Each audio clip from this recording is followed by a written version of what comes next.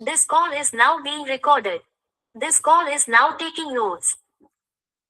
Second सत्र में पुनः आप सभी का स्वागत। हमारे बीच में श्रीमती वर्षा श्रीवास्तव, उपाध्यक्ष समवाय फाउंडेशन उपस्थित है, उनका स्वागत है। हमारे बीच में गरिमा बिष्ट जी उपस्थित हैं, समवाय फाउंडेशन के प्रमोटर हैं और हमारी फैकल्टी भी हैं, उनका स्वागत है। तो हम लोग अभी चर्चा कर रहे थे आयुर्वेदिक एक्यूप्रेशर पर और जो द्रव्य गुण कर्म है उन पर। हम लोग उसी को आगे बढ़ाते हैं।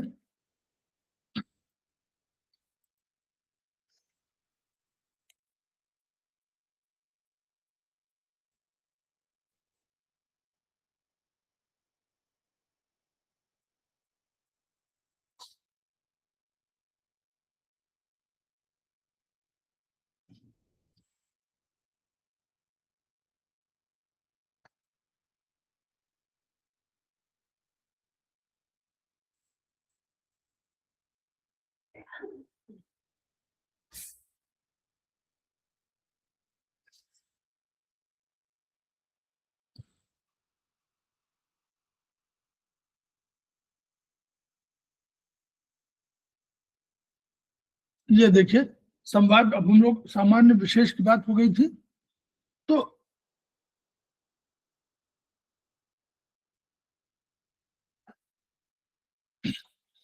समवाय भाव, सामान्य विशेष का फिर हम लोग बात करेंगे, अभी समवाय की चर्चा हो गई। ये इसका एक श्लोक है कि समवायो अपृथक भावो द्रव्यादीनाम गुणैर्मतः, और कहीं कहीं लिखा भूम्यादीनाम गुणैर्मतः।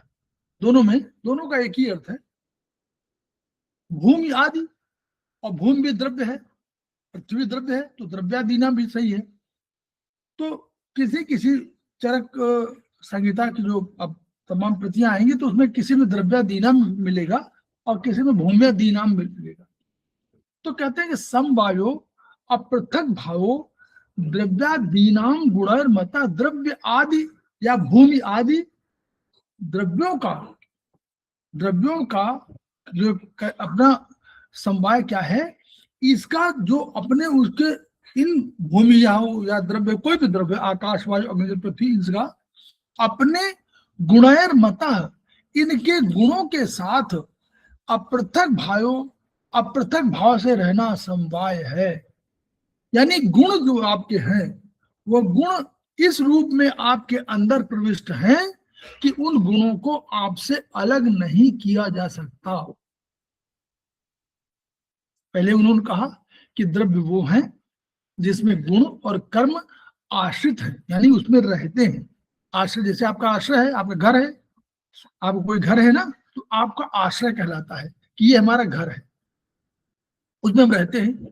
वैसे ही ये द्रव्य और कर्म किसी, ये गुण और कर्म किसी द्रव्य पर रहते हैं, उसमें आश्रित है, उसके अंदर रहते हैं। तो ये कह रहे हैं कि समवाय ये चीज है कि ये कोई भी द्रव्य, उसका कोई भी द्रव्य हो, इन द्रव्य आदि का अपने गुणों के साथ ऐसे भाव से रहना कि अपृथक भाव हो, अपृथक, कोई अलग नहीं कर सके उसको, ऐसे भाव से रहना ही समवाय है।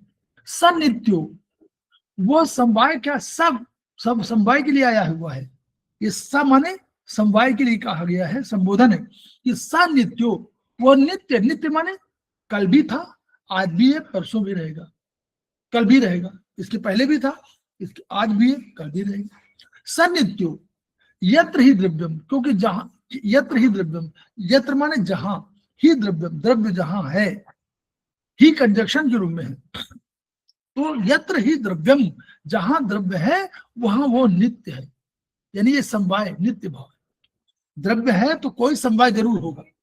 न तत्रा नियतो गुण, यानी जहां द्रव्य है वहां पर ऐसा नहीं कि गुण चाहे तो रहे चाहे न रहे ना। अगर कोई द्रव्य है तो उसमें कोई ना कोई गुण जरूर होगा और वो अपृथक भाव से उसमें रहेगा। क्लियर हुआ?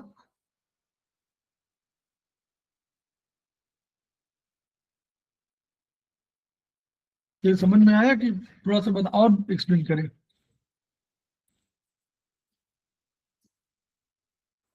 बोलिए। समझ में ना आया तो मैं फिर दोबारा बोलूं? गर्मा मैडम,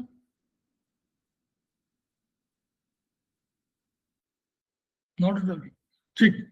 तो यानी समझ में आ गया। तो ये समवाय भाव है, इसलिए उन्होंने कहा कि द्रव्य, एक द्रव्य में गुण और कर्म उसमें आश्रित होते हैं और समवाय भाव से रहते हैं, ऐसे भाव से रहते हैं कि उनको अलग करना मुश्किल है, असंभव है। मुश्किल नहीं, असंभव है, अलग हो ही नहीं सकते। अगर अलग होंगे तो वो द्रव्य द्रव्य नहीं रहेगा, ये कंसेप्ट है। तो इसमें उन्होंने पूरा बताया कि आकाश द्रव्य है, इसका कर्म अप्रतिघात है और गुण शब्द है। तो ये गुण और कर्म दोनों का समवायी कारण, समवायी कारण माने इनको जोड़ने का कारण जो है वो आकाश है। इस आकाश में दोनों अंदर रह रहे हैं। वायु द्रव्य है, इसका कर्म शोषण है, सुखाना है, और गुण स्पर्श है। तो गुण और कर्म दोनों का समवायी कारण, समवायी का रीजन, कारण जो है वो वायु है। तेज द्रव्य है, इसका कर्म जलाना है और इसका गुण उष्णत्व, गर्मी, उष्णत्व गुण है। तो गुण और कर्म दोनों का समवायी कारण भी तेज है, अग्नि है। जल द्रव्य है, इसका कर्म पिंडीकरण मिलाना है और मृतिका आदि द्रव्यों को मिलाकर एकाकार करना है। शीतत्व, शीतलता इसका गुण है। तो कर्म और गुण दोनों का समवायी कारण भी द्रव्य जल है। उसी तरह पृथ्वी द्रव्य है, इसका कर्म घट और गंधवान होना इसका गुण है, और कर्म क्या है, घट बनाना है। घट बनाना, ये तमाम चीज, कोई चीज मूर्ति की कोई चीज पृथ्वी से बनाना। तो कर्म और गुण इन दोनों का समवायी कारण भी पृथ्वी है। काल द्रव्य है, कलियत कालियत भूतानित काल है। तो प्राणियों को समाप्त करने का काम इसका है। और शीत उष्ण वर्षा का होना और एक नित्य व्यापक होना इसका गुण है। इसका समवायी कारण भी काल है। दिशा द्रव्य है, इसका कर्म, एक तो कर्म आप मान सकते हैं फिजिकली कि पूर्व दक्षिण दिशा व्यवहार का निर्देश है, और एक क्या है, व्यापक है, नित्य गुण, व्यापकता है इसमें ना, तो वो उसमें गुण है। इन दोनों का समवायी कारण भी दिशा है। मन द्रव्य है, इसका कारण है चिंतन करना, विचार करना, वो ये करना, मतलब कि क्या, व्हाट टू डू, डू होना, करूं या ना करूं, ध्येय, संकल्प, और इसके गुण है उष्णत्व और अणुत्व और एकत्व। अणुत्व एकत्व हम लोग पढ़ेंगे आगे क्या गुण है। और इन दोनों का समवायी कारण भी मन है। आत्मा द्रव्य है, ये आती है जाती है, नीचे उठती ऊपर जाती है। तो इसके गुण है निर्विकार, अनादि, मध्य, निधन, सुख दुख, ईर्षा, इच्छा, द्वेष, धर्म अधर्म। तो समवायी कारण भी आत्मा है। ठीक। तो ये तम तम में कहा, तम को 10वां द्रव्य मानते हैं। इनका अंतर्भाव तेज के भाव में, इनका अंतर्भाव माने अगर तेज का अभाव होगा तो ये क्लियर हो जाएगा। अगर तेज माने अग्नि नहीं रहेगी तो ये दिखाई पड़ने लगेगा, यानी अंधकार। और अगर तेज हो जाएगा तो ये खत्म हो जाएगा। तो ये उसके गुण का है। ये बाद में पढ़ेंगे हम लोग।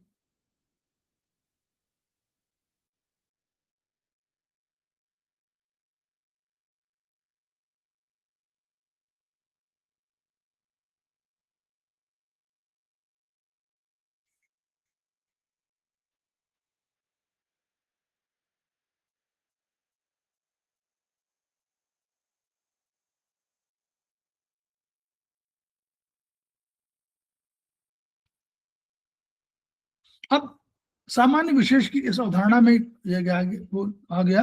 भाई देखिए,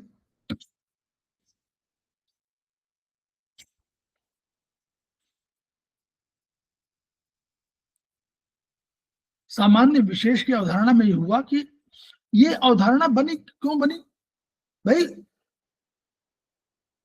आप किसी किसी में, आप चिकित्सा में कहा यूज होता है, कैसे अलग अलग रोग हैं, एक रोग का एक लक्षण है, वो लक्षण है। मान लीजिए एग्जाम्पल, जैसे अब इसको हम लोग यूज करते हैं उसमें, कैसे, चिकित्सा में। एक व्यक्ति आया, उनका सामान्य मेकअप तो कर्म ये है। एक व्यक्ति आया, उसने कहा हमको सर्दी लग गई है।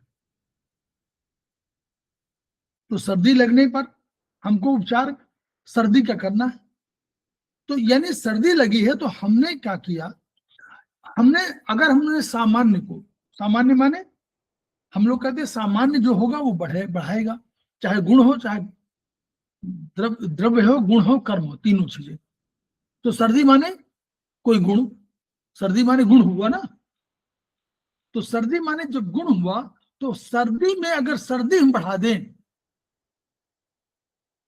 सर्दी में कोई सर्दी वाला द्रव्य दे दें, सर्दी में कोई सर्दी के गुणों वाला कोई द्रव्य दे दें, या सर्दी में किसी सर्दी के कर्म वाला द्रव्य दे दें, तीनों,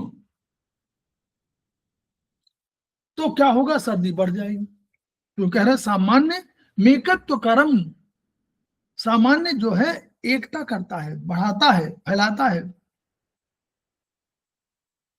तो वही उन्होंने कहा ना कि जो हमारा सामान्य है वो एक बढ़ाता है, और विशेष क्या करता है, पृथक करता है, और ये बढ़ाता है, संख्या बढ़ाता है। तो यानी अगर हमने सर्दी में सर्दी वाले कोई, जो जैसे मान लीजिए कोई आपने कोल्ड ड्रिंक दे दिया, तो कोल्ड ड्रिंक की तासीर जो होती है वो ठंडा करने वाली होती है। तो आप, कोई सर्दी लगी है किसी को, उसको कोल्ड ड्रिंक पिला दीजिए, तो कोई कौन सा गुण गया, जो ठंडा करने वाला गुण गया।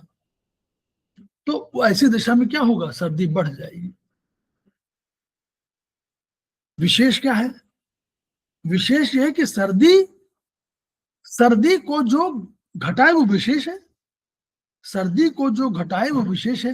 तो आपको सर्दी में गर्मी के द्रव्य, गर्मी के गुण वाले द्रव्य, गर्मी के कर्म वाले द्रव्य,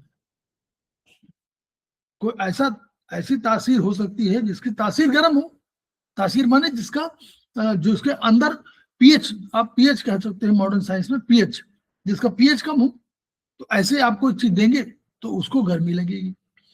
कंबल आप देखिए, द्रव्य कोई चीज है, एक द्रव्य है कंबल, उसका काम जो है गर्मी लाना है, वो हवा को बाहर आने से रुकता है, तो वो क्या करेगा, वो गर्म कर देगा, तो कंबल उड़ा देंगे। आप कहेंगे हम चाय पिला देंगे, कॉफी पिला देंगे, गर्म कॉफी। तो ये चाय कॉफी जो क्या हुई, ये गर्म, उस समय की गर्म तासीर की है, तो गर्म तासीर की होगी, तो हम जब पिला देंगे तो उसकी सर्दी दूर हो जाएगी। तो यानी जो सर्दी बढ़ाने वाले कारक थे, उनके कारणों के, उनके कारकों के विरुद्ध हमने कोई काम किया, विशेष वाला काम, तो विशेष चीजों को ऐड कर दिया, तो हमारी सर्दी कम हो गई। गर्मी लगी है, गर्मी में और गर्मी वाले आप शुरू कर दीजिए, गर्मी में आप, गर्मी कुछ लगी है और आप और कोल्ड, मतलब उसको हॉट ड्रिंक पिला दीजिए, जैसे आप कह रहे हैं कि चाय पिला देंगे, तो चाय पिला देंगे तो उसकी गर्मी बढ़ जाएगी, कम नहीं होगी। उससे उल्टा क्या, उसको नहला देंगे, उसके माथे पर पट्टी बांध देंगे। ये जो करेंगे, इससे क्या होगा, वो सर्दी के, हम लोग गर्मी के अगेंस्ट में सर्दी को यूज कर रहे हैं, तो उसका सर्दी, उसकी गर्मी घट जाएगी। ये है सामान्य, सभी विशेष है लेकिन सामान्य, सभी विशेष है लेकिन सामान्य की कुछ अवधारणा की गई। इसको बहुत पहले सेमेस्टर बढ़िया से विस्तार से बताया गया। हम कैसे कैलकुलेट करें,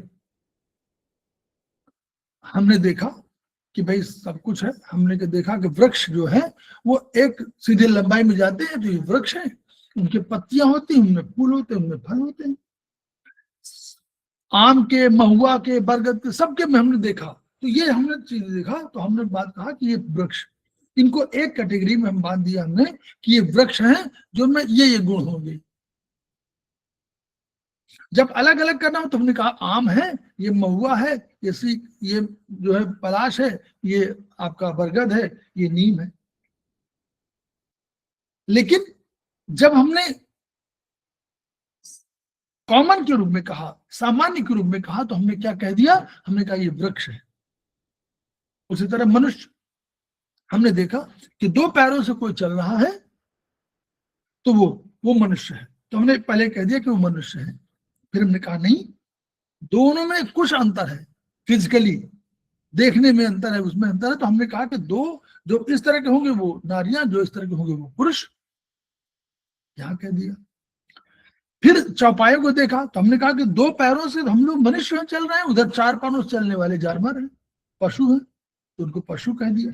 फिर हमने उनमें भी देखा कि ये पशु है, ये सिंह है, ये हाथी है, ये घोड़ा है, ये कुत्ता है, ये बैल है, ये सांड है, ये सारे कैटेगरी अलग अलग कर दिया। तो जब अब फिर दूसरी तर्क लिया, सामान्य और विशेष की अवधारणा भी रिलेटिव अवधारणा है, जैसे इन और यांग की अवधारणा थी। यांग और इन की अवधारणा एक रूप में नहीं थी, मतलब ऐसा नहीं है कि यांग और इन का हमेशा इन है तो इन ही रहेगा, यांग है तो यांग ही रहेगा। हमने भी कहा कि ऐसा सामान्य और विशेष की अवधारणा अलग अलग है। एक काल में किसी समय आप सामान्य, किसी समय विशेष। अगर हमने सूर्य से हम बात करें तो पृथ्वी की बात करेंगे तो हम कहेंगे भाई सूर्य है सौर मंडल में पूरा, तो हमारा पृथ्वी जो है, अगर कोई कहेंगे पृथ्वी में रहने वाले हैं तो कहेंगे भाई पृथ्वी कह देंगे, तो कह देंगे सामान्य। लेकिन पूरे ब्रह्मांड की बात करेंगे तो पृथ्वी हमारी विशेष हो जाएगी। हम कहें पृथ्वी तो हमारी विशेष, तो पृथ्वी में रह रहे हैं। हम पृथ्वी की बात कर रहे हैं, ब्रह्मांड में अलग की बात कर रहे हैं, तो हमारा विशेष। फिर हम पृथ्वी में जब बात करेंगे तो हम कह देंगे कि हम इंडिया में रहते हैं। तो जब पृथ्वी से इंडिया की तुलना करेंगे तो पृथ्वी सामान्य हो जाएगी और इंडिया विशेष हो जाएगी। फिर जब इंडिया में बात करेंगे तो हम कहेंगे कोई हमारा प्रदेश उत्तर प्रदेश है, वो हमारा विशेष और इंडिया जो है हमारा सामान्य। फिर उत्तर प्रदेश में हम कहेंगे प्रयागराज हमारा विशेष और हमारा उत्तर प्रदेश सामान्य। फिर हम कहेंगे प्रयागराज में हमारा जो है कोई मोहल्ला, वो हमारा विशेष और प्रयागराज सामान्य। ऐसे करते करते हम लोग बाद में कह देंगे हमारा जो घर है वो हमारा विशेष और मोहल्ला हमारा सामान्य। ये अवधारणा है, ये कैलकुलेशन की अवधारणा के रूप में की है। अदरवाइज अनंत द्रव्य है, करोड़ों द्रव्य है, उनमें से परिभाषित करना 10 चीजों में, यानी 10 अंकों में या सामान्य और विशेष के अर्थों में बहुत कठिन था। इसलिए ये अवधारणा बनाई गई ताकि कैलकुलेशन का एक आधार तय हो, इसलिए सामान्य और विशेष की अवधारणा है। ठीक है,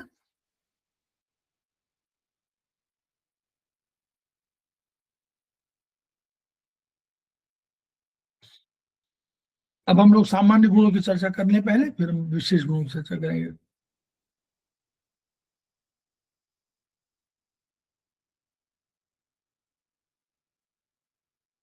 अब द्रव्यों के 10 सामान्य गुण हैं जो सब द्रव्य में होते हैं।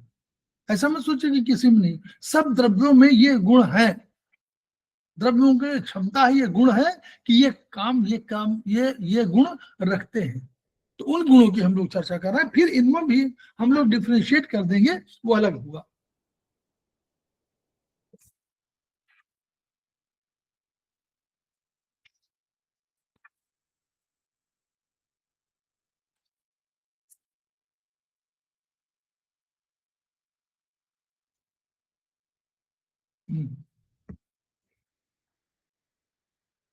अब संयोग माने क्या हुआ? संयोग माने हुआ सभी द्रव्य बिल्कुल अलग है भाई, उत्पत्ति इनकी सबकी अलग अलग है, कोई भी नहीं कह सकते। लेकिन संयोग का रिलेशनशिप ये है कि संयोग के माध्यम से, अगर संयोग न हो तो हम कहते हैं कि परमात्मा और आत्मा एक है, एक थी, लेकिन परमात्मा ने आत्मा को सृजन किया, तो परमात्मा से आत्मा का संयोग होता है। हमने कहा हमारे शरीर में क्या 3 चीजें हैं? इस शरीर में आत्मा भी है, मन भी है और शरीर भी है। तो ये संयोग के भाव हुआ, उसी संयोग से बना शरीर। उस शरीर में मन भी है, आत्मा भी है। ब्रह्मांड, अखिल ब्रह्मांड में सूरज भी है, चंद्रमा भी है और तमाम चीजें। तो ये संयोग है, संयोग के माध्यम से अखिल ब्रह्मांड की रचना हुई। पृथ्वी में हमारी तमाम चीजें हैं, पृथ्वी में तमाम चीजें हैं, उसमें जल भी है, उसमें पृथ्वी भी है, जल भी है, पृथ्वी भी है, पर्वत भी है, कंदराएं भी है, तो यानी ये भी संयोग है। बिना संयोग के कोई भी चीज एग्जिस्ट नहीं करती है। तो इसलिए यह कोई भी द्रव्य होगा वो आपस में कहीं ना कहीं रूप से एक दूसरे से संयोग करता है। इसी संयोग को हमने कहा कि कई सेल, हमने मॉडर्न साइंस में क्या कहा, कई हमारे cell is the structural and functional unit of body. ये जब एक सेल, 10 सेल, 20 सेल, 40 सेल एक साथ जुड़ जाते हैं तो वो एक टिश्यू की रचना कर देते हैं। यानी हम संयोग किया और संयोग बाद टिश्यू बना दिया। टिश्यू ने संयोग किया आपस में, उसने ऑर्गन बना दिया। ऑर्गन ने अपने में संयोग किया, उसने कहा कि हम सिस्टम बना दे रहे हैं। कई सिस्टम मिल गए, उन्होंने एक शरीर की रचना कर दी। फिर कोई सिस्टम, हमने डाइजेस्टिव सिस्टम, हमने देखा कि भाई उसमें हमारा एसोफेगस भी है, उसमें स्टमक भी है, उसमें एलाई भी है, उसमें एसआई भी है, उसमें स्प्लीन भी है, उसमें पैंक्रियाज भी है, उसमें यूबी का भी रोल है। और तो उन्होंने कहा कि ये जो कॉम्बिनेशन है ये भी संयोग कर रहे हैं, ये सारे संयोग करके एक तरह का फंक्शन कर रहे हैं। तो ये चीजें पूरे शरीर में देखने में आई, तो ये संयोग है। यानी कोई भी हमारा ऑर्गन बिना संयोग के, या कोई भी द्रव्य, संसार का कोई भी पदार्थ, कोई भी द्रव्य बिना इस कॉम्बिनेशन के यानी इस संयोग के नहीं रह सकता। हमने क्या किया, हमने इन पूरे शरीर की, हमारा चिकित्सा में आधार क्या हुआ, हमने जो एक्यूप्रेशर किया, तो एक्यूप्रेशर में हमने कहा कि हम किसी ऑर्गन को अलग करके नहीं देखते हैं। हमने ये नहीं कहा कि हार्ट अलग है, किडनी अलग है। हमने कहा हार्ट किडनी से अटैच है। क्यों अटैच है? किसी रूप में अटैच है। किडनी ने अगर जन्म, हमारे चाइनीज के हिसाब से किडनी ने अगर जन्म दिया, उसने अगर लीवर को जन्म दिया, तो लीवर ने फिर हार्ट को जन्म दिया। तो इस रूप में किडनी जो है वो उसकी मदर इन लॉ हो जाती है, grand mother, mother in law नहीं, ग्रैंड मदर हो जाती है। इसके बाद हार्ट ने स्प्लीन को जन्म दिया। तो इस रिलेशनशिप में, यानी सारे रिलेशन एक दूसरे को मिला, तो होलिस्टिक अप्रोच लिया हमने, अलग से आइडेंटिफाई नहीं किया ये अलग है। हमने संयोग को सबको संयोग क्या कहूं, क्योंकि हमने कहा कि सारे तत्व, सारे द्रव्य, सारे एलिमेंट एक दूसरे से संयोग करते हैं। तो उस संयोग की वजह से अगर हम कोई ट्रीटमेंट कर रहे हैं तो उसका असर केवल एक पर नहीं होगा, सब पर होगा। ठीक, तो यानी कोई भी, हम लोग एक फिंगर में कई चीज रख दिया भाई, उसी में जोड़ में हम देखें, पित्त वाले जोड़ में हम लोग क्या है, ज्ञानेंद्री भी है, कर्मेंद्री भी है, होल भी है, एनर्जी भी है ना, उन सब चीजों को, एंडोक्राइन सिस्टम भी है, सब, यानी इसी जोड़ में अगर हम कोई ट्रीटमेंट कर रहे हैं तो संयोग का ही तो है। वो संयोग करके वो सारी कर्मेंद्री, सारी ज्ञानेंद्री, इसमें जो इस जोड़ में जो जितनी कर्मेंद्री है, जितनी ज्ञानेंद्री है, जितने आपका टिश्यू है, जितने आपका एंडोक्राइन सिस्टम है, जितना आपका एनर्जी है, सब इसमें समाहित है। ठीक, तो ये हमारा संयोग का अर्थ हुआ। तो ये यही संयोग है जो आप देखिए पूरा 0 से शुरू हुआ, 0 1 2 3 4 5 6 7 8 9 तक गया। फिर उसके बाद 1 जो है, फिर उसने 0 कर, 1 ने फिर 0 को वो कर लिया, 1 0 है ना, 1 1 1 2 1 3 1 4 1 5, संयोगी तो है, और इससे बन गई पूरी की कई इनफाइनाइट तक। तो ये कंसेप्ट है हमारे उसका सब। ठीक, नंबर 1, इन सब पूरा वो, यही उन्होंने भी यही कहा था, उन्होंने भी यही संयोग, उन्होंने कहा कि याद करिए हमारे मनुष्य का जो जन्म है वो खादेय चेतना षष्ठा धातव पुरुषा स्मृतः, आकाश वायु अग्नि जल पृथ्वी और एक धातु और है चेतना धातु, ये सब मिल करके हमारे क्या बनाती है, एक पुरुष उत्पन्न करती है, एक पुरुष संज्ञा हो गई। तो वो संयोग का ही तो रिलेशनशिप है।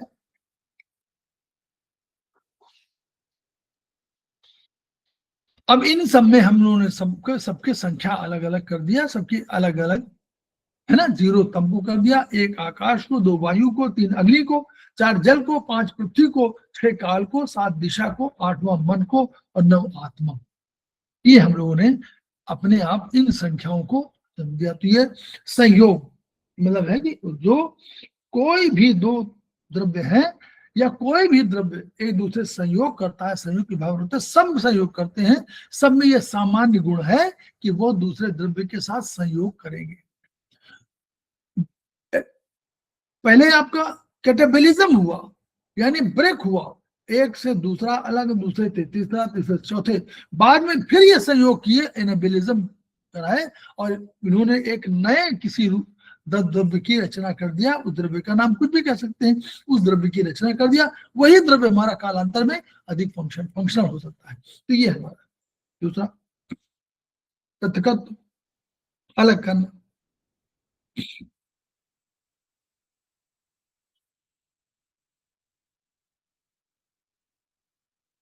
अब यहीं पर जब बता रहे थे संयोग में, तो यही बता दें हम लोग, संयोग सबका सामान्य गुण है। क्लियर? यहां तो कोई दिक्कत नहीं है, संयोग सबका सामान्य गुण है। ठीक है मैडम? ठीक है कि चली गई? चलिए यस सर, ठीक है सर, ठीक है। ठीक है, नंबर 2,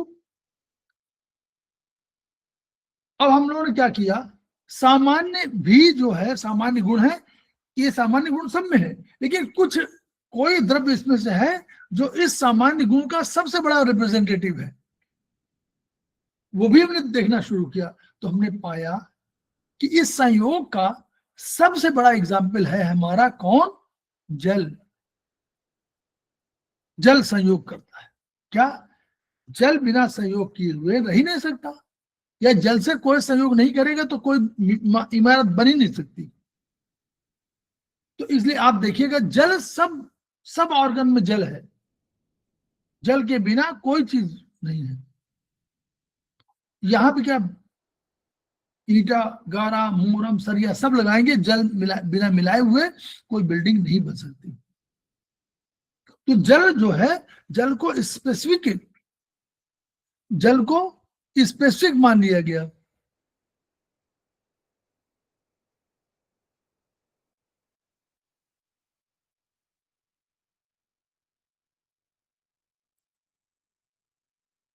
जल को तो जल जहां पर हम लोग ने अभी पढ़ रहे थे सामान्य, तो सामान्य है, लेकिन जल उसमें इस सामान्य सिद्धांत का अधिक उत्तरदायी या अधिकारी है। ठीक। दूसरा पृथक्त्व अलग करना। अलग क्या है? अगर द्रव्य संयोग करता है तो वो अलग भी तो हो सकता है। तो ये जो है, जैसे जीवन में आत्मा और शरीर और मन, ये तीनों संयोग करते हैं तो जीवित, और ये दोनों चीजें अलग हो जाए, शरीर अलग हो जाए, आत्मा और मन अलग हो जाए, तो क्या होता है? तो वो मृत्यु की दशा होती है।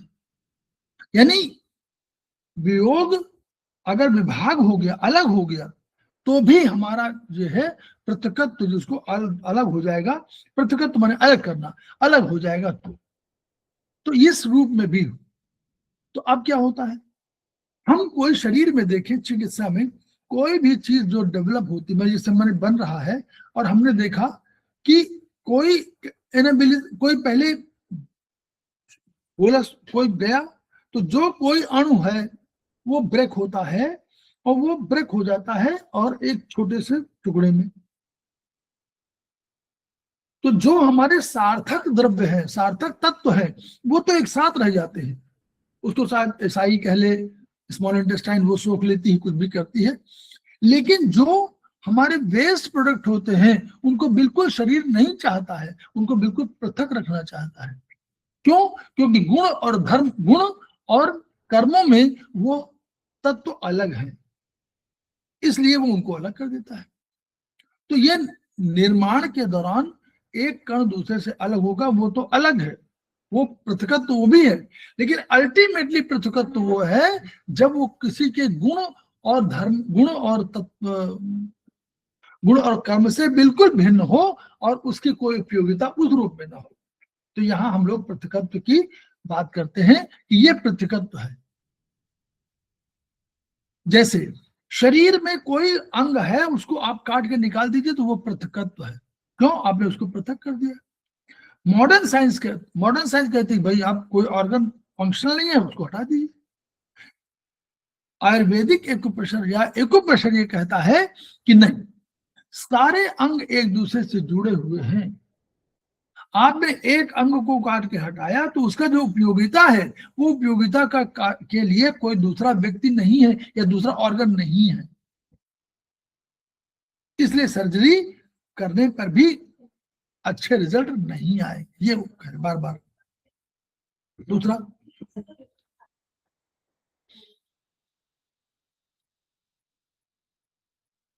दूसरा कि यदि वेस्ट, जैसे आपने माइटोकॉन्ड्रिया में एग्जाम्पल है, माइटोकॉन्ड्रिया में ऑक्सीजन गई, वहां ग्लूकोज गया, वहां दोनों जले, जलने के बाद वहां ऊष्मा बनी, 7.3 किलो कैलोरी की ऊष्मा बनी, उसके बाद उसमें जल बन गया और उसके बाद वेस्ट प्रोडक्ट कार्बन डाइऑक्साइड बन गई। अब इस कार्बन डाइऑक्साइड को हमारा शरीर नहीं लेना चाहता तो पृथकत्व कर देता है, बाहर, बिल्कुल पृथक, बाहर चले जाओ, तो उसको वो सांस के द्वारा बाहर निकाल देता है। जो जल है वो कहीं और चला जाएगा और जो आपकी एनर्जी है वो आपके काम आ जाती है। यानी ये चीजें भी उपयोगी और अनुपयोगिता के दृष्टिकोण से है। तो पृथकत्व को जहां हम लोग बात करेंगे वहां अनुपयोगिता के संदर्भ में पृथकत्व है। अनुपयोगिता माने उपयोगी नहीं है, वो उसको पृथकत्व की उसमें लाएंगे भाई उसको आवश्यकता है उसकी। जैसे मान लीजिए इसमें लिखा हुआ एग्जाम्पल, गोखरू कॉर्न बनता है। अब कॉर्न जब डेवलप हो गया, उसको अगर निकाल के अलग नहीं करेंगे शरीर से तो वो और आपको परेशानी क्रिएट करेगा, तो उसको निकाल करके ऐसा पॉइंट लगा देंगे, निकल गया, निकालने के बाद बाहर निकाल दिया। ठीक। दूसरी तरह जो हमारे चिकित्सा जो करते हैं उसमें क्या है, हम लोग क्या वैसा नहीं कोई बड़ी बात करते हैं, लेकिन करते हैं कि मान लीजिए कोई मैसेज जा रहा ब्रेन को, मैसेज ब्रेन से आ रहा है, इस मार्ग में कोई बाधा है, बाधा माने कोई कोश ऐसा डेवलप हो गया है जो बड़ा हो गया है या वो बाधक बन गया है, तो उसको क्या, उसको हटा करके उसमें अपने सिस्टम से क्या करेंगे कि हम लोग एक्यूप्रेशर ट्रीटमेंट के माध्यम से उसको क्या करेंगे, उसको अलग कर देंगे, उस मार्ग से अलग कर देंगे। तो हमारे मेरिडियन सिस्टम में जो हमारे ऊर्जा का प्रवाह है वो हमारा फिर से होने लगा, तो हमारी ऊर्जा जीवित होगी। ये हम लोग उस रूप में करते हैं। अब इसको ये सब तो आप पढ़िएगा, वही है लिवर पैंक्रियास में क्या होता इसका। अब इसको सामान्य उसमें आप समझिए क्या है, इसको हम लोग सामान्य क्या मानते हैं, हम इसको कहते हैं सामान्य में हम लोग मानते हैं कि अब गुण, इन गुण को विशेष गुण में, तो ये जो आपका पृथकत्व है ये सबसे अधिक वायु में आपको मिलेगा। क्यों? वायु क्या करती है, एक चीज को दूसरी चीज से संपर्क करा देती है और वो बाहर निकाल देती है। यहां से कोई मिट्टी हुई वहां फैला दिया, वहां पर कोई पानी हुआ उधर फैला दिया, यहां से कोई चीज हुई उधर फैला दिया। तो ये जो पृथकत्व का गुण वायु में सबसे अधिक है, वायु ब्रेक करती है इस रूप में कि उसको निकाल दे बाहर, ये वाला काम वायु का है। इसलिए वायु को पृथकत्व गुण के कारण अधिक याद किया जाता है। ठीक है, वो उसका अगर कहेंगे सामान्य में विशेष कौन है, तो सामान्य में विशेष गुण उसी का है। किस तरह विभाग और पृथकत्व में अंतर। अभी पृथकत्व का उदाहरण दिया, वेस्ट प्रोडक्ट है बाहर चला गया।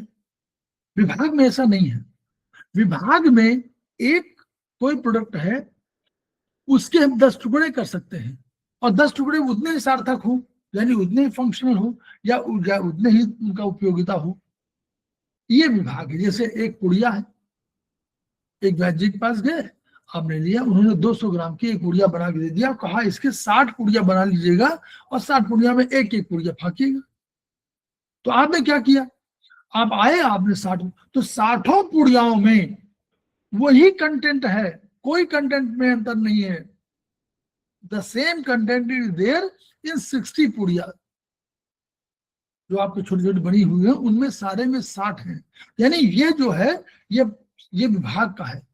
उसी तरह हार्ट को आपने किया, हार्ट में कहा 4 चैम्बर है, तो नीचे 2 ऊपर, चैम्बर्स बता दिए आपने। यहाँ कोई अनुपयोगी उपयोगी के दृष्टिकोण से नहीं है, यहाँ सब उपयोगी है लेकिन चैम्बर अलग है। उसी तरह इतनी हमारी नाड़ियां हैं, वो हमारी इतनी जो आर्टरीज है, इतनी हमारी वेन्स है। ये 2 लंग्स में, इसमें इतने कक्ष है, उसमें उतने कक्ष है। ये सब जो बनाते हैं फिगर, वो सब इन्हीं के आधार पर है कि हमारा जो है विभाग है उसको हम लोग काटते चले जाएं तो उसके अनेक विभाग होते जाएंगे। हार्ट के हो जाएंगे, लंग्स के हो जाएंगे, लीवर के हो जाएंगे, किडनी के, सबके हो जाएंगे। ये विभाग है, तो यानी उसको जो स्थूल था वो सूक्ष्म में बट गया। स्केलेटल सिस्टम तो 6 डिवीजन में बना, तो सारे हड्डियां अलग अलग कर दे तो विभाग, सहयोग विभाग है, तो वो विभाग के रूप में हम लोग मानते हैं। ये रीजनल ट्रीटमेंट के दृष्टिकोण से उचित होगा। अब ये इसको कहाँ रखते हैं मेन को, विभाग को हम लोग अग्नि के साथ रखते हैं। अग्नि ब्रेक करती है और ब्रेक करने के बाद छोटे छोटे अणु में तोड़ देती है, तो अग्नि को हम विभाग के साथ रखते हैं। ठीक, तो हम लोग आज यहीं पर रखते हैं 3। ठीक है मैडम,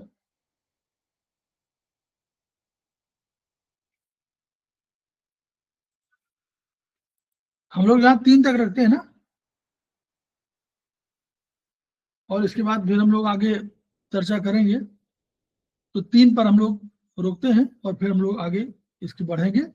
और खेमका सर को हम लोग याद कर रहे हैं, उनकी ऊर्जा को याद करेंगे, और ऊर्जा हमको ट्रांसफर करनी है, और ट्रांसफर करके हमको अपना ज्ञान बढ़ाना है।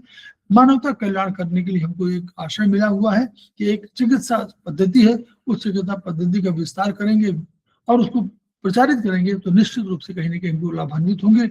और हम लोग खेमका सर को उनको उन सेंटेंसेस के लिए याद करेंगे जो उनके अपने हैं, each one reach one, each one treat one, each one teach one. इन्हीं शब्दों के साथ हम लोग ला लेते हैं। तब के लिए विदा, कल हम लोग फिर मिलते हैं।